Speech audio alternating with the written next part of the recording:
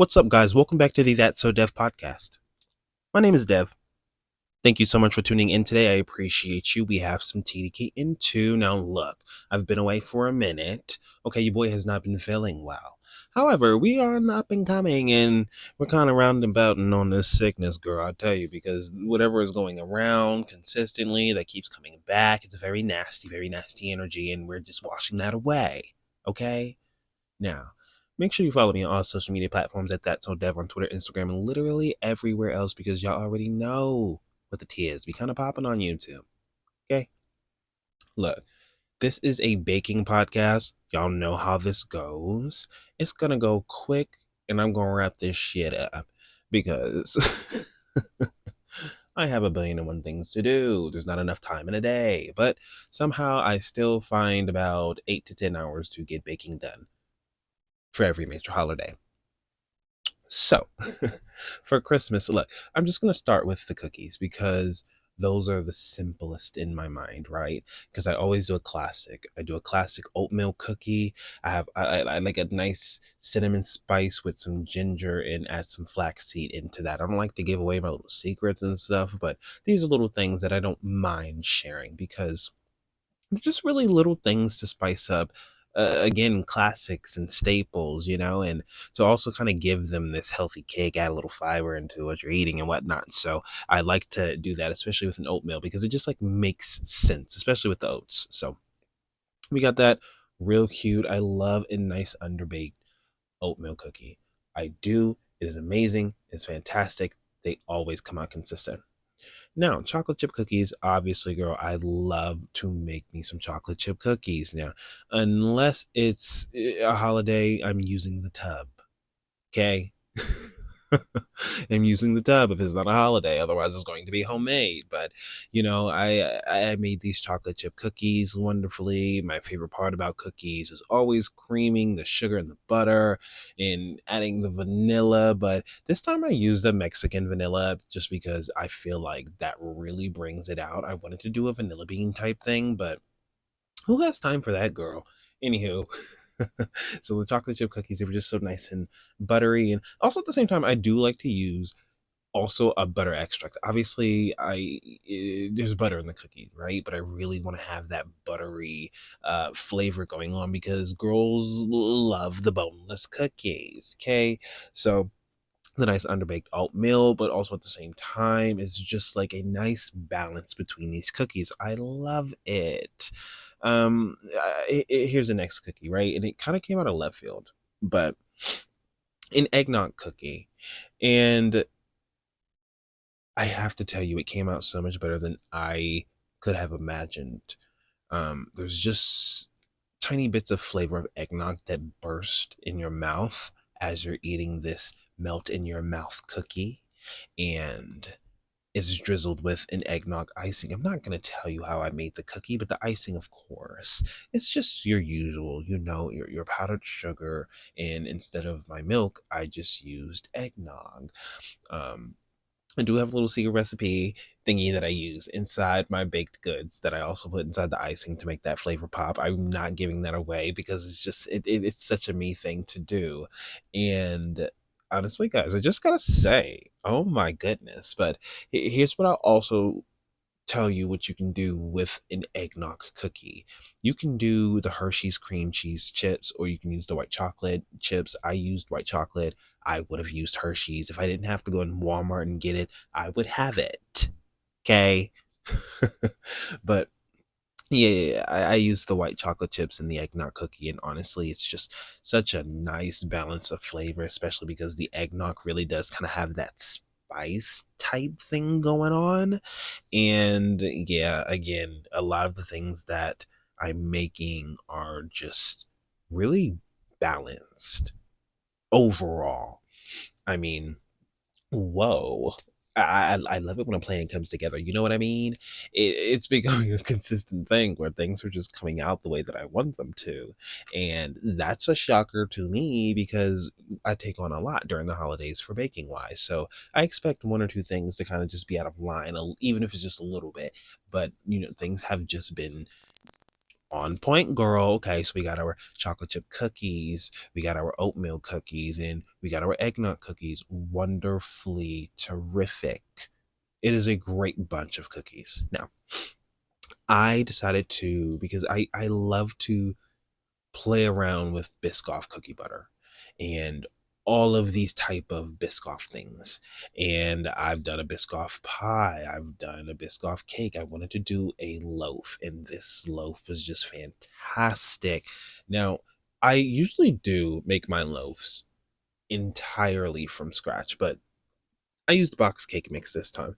And it's you have to figure out, and this is what I tell people all the time, because you can still use boxed cake mix and it still be homemade, because the amount of work that you put into creating this cake and the creativity that you do, like there's so many different things. Like when I put that cake mix in there, sure, I'm adding my own level of ingredients and what I think is going to bring out the specific flavor, because there's no one way of doing things when it comes to baking.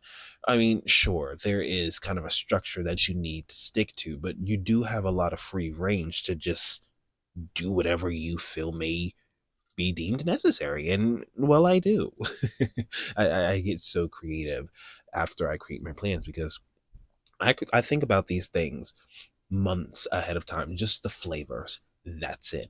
That's all I think about, because I don't want to overthink it, right? Because the ideas that I bring, I know are going to change at the end of the day. I just make sure that I am prepared when that time comes and that I have what I need to freestyle. Because I don't want to think of something. I'm like, oh, wait, I need this. No, I kind of have an idea of what I'll need if I choose to freestyle, and I keep that. So, when it really came to this Biscoff cookie butter loaf, it was really like the question of how do you take a boxed cake mix and turn it into a mixture to create an authentic loaf, right? It's not just following instructions on here, baking it into a loaf pan and creating a loaf. Like, no. How do we adjust the levels of our ingredients to make this come out exactly how a loaf is supposed to? And that was the funnest thing to me for some reason. Hate math, but also figuring out and also understanding your eye, because when you bake, you do have an eye for things, for an amount, for how things look, if they're possibly done or whatever.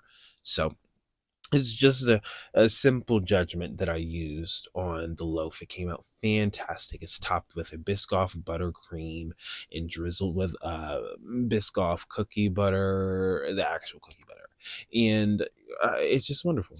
It's wonderful. It came out amazing. So again, melt in your mouth, and the pieces inside also melt in your mouth. It's just again, coming back to balance. What a well balanced baking for Christmas this year. Like, so we got our cookies and our loaf. So now we have two different types of cupcakes. And these were totally out of left field, because at the time I wanted to do a candy cane cake, because I did one, I want to say either last year or the year before.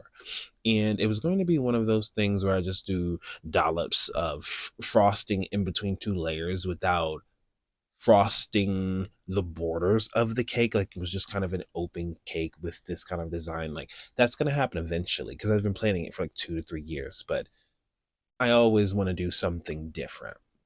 But at that time, I just made some random cake. Like, it was the shape of a peppermint. It came out great. I loved it, but it wasn't what I wanted.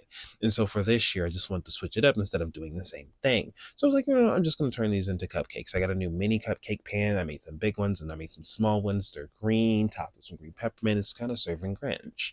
Because for whatever reason, everything that's labeled as Grinch merch, if it's food or something, it's usually flavored mint. I don't know why. I don't know why, but it is.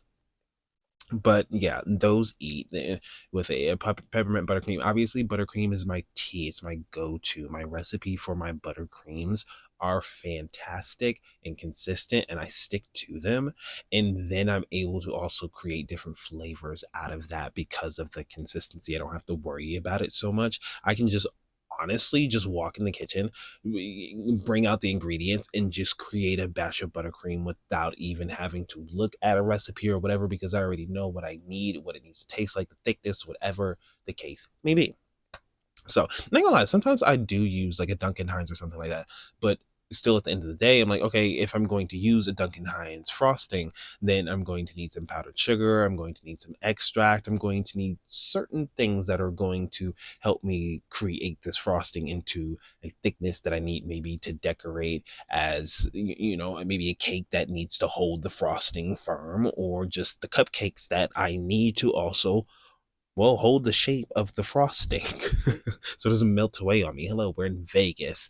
The kitchen gets hot in 2 seconds. It's hot outside. It's just perfect recipe for disaster. So you might want to have it chilly if you're baking out here. Anywho, so they're wonderful cupcakes, peppermint cupcakes, and then also at the same time, look, I was like, interesting, because I saw these tiramisu Oreo cookies. It was like, you know what? Let me see what I can do with it. Something. So I decided I was just going to make some cake out of that. So I crushed a bit of those up. I threw it inside of my homemade batter. I added my espresso powder into it, and I just kind of made this tiramisu type of Oreo cookies and cream type event. Okay. I also did the same thing with the frosting, just to be, I don't mind sharing that it is what it is to me. I feel like that's a general thing that people do, but that really created this wonderful cookies and cream flavor with this coffeeness to it, and it was just a wonderful delight. Again, I made small mini ones and big ones at the same time. So we have our peppermint cupcakes, our tiramisu Oreo cookies and cream cupcakes, we have our eggnog cookies, our chocolate chip, our oatmeal, and the Biscoff loaf. Now the final thing is the cake, and this one I have been thinking about for literally like 2 to 3 years, because I had to figure out how on earth, how on earth was I going to make this happen and make it have this real full and authentic flavor. So the cake is a lavender cake with a white hot chocolate buttercream. That sounds crazy. I know, but like, it's such a complementary combination. I don't know how to explain it to you. And I don't know what made me think about the combination of like a white hot chocolate, buttercream, and a lavender. Like it just popped up in my head, like, nice and floral, and a cute, sweet buttercream. It's not too sweet to me anyway. Obviously, buttercream is sweet, but just some flavors bring out a sweetness a bit more. And I think that white chocolate was a bit more level than other things that I could have done. I considered a lemon, because lemon and lavender do go well together. So I was just like, let's try out a little zum, and I gotta say, it worked out well for me. Again, keeping the basis of the buttercream, I don't mind sharing this as well. I really did use white hot chocolate mix inside of the frosting. I had no idea how to really bring that out, other than, I don't mind sharing this either. Fine, I'm giving it away, whatever. But I melted down also some white chocolate chips, and I used some white hot chocolate mixture to really bring out that white chocolateness inside of it. But I also wanted a little bit of lavender as well. And I'm not going to share. I'm not going to share, because the difficulty of creating the lavender cake in itself, and to make it just taste like the floralness of lavender without it being this syrupy type of flavor that was brought out, like, whoa, I put in some work, people. I did, truly. And it paid off. Wonderful. Fluffy, again, melt in your mouth, and that's just what I do, girl. So this is my lovely Christmas baking for the year. And honestly, again, it comes back to balance. Everything has a nice balance to it, from the bakedness to the flavor to the color, even to the degree of different items that I have made. So, yay, snaps and claps. I'm so excited as usual. Merry Christmas, by the way, if I haven't said that already. I just jumped into the podcast like, hey, girl, we got stuff to do, but it's Christmas. I hope you spend time with people that you love, even if that's just yourself today. Because you want to know what?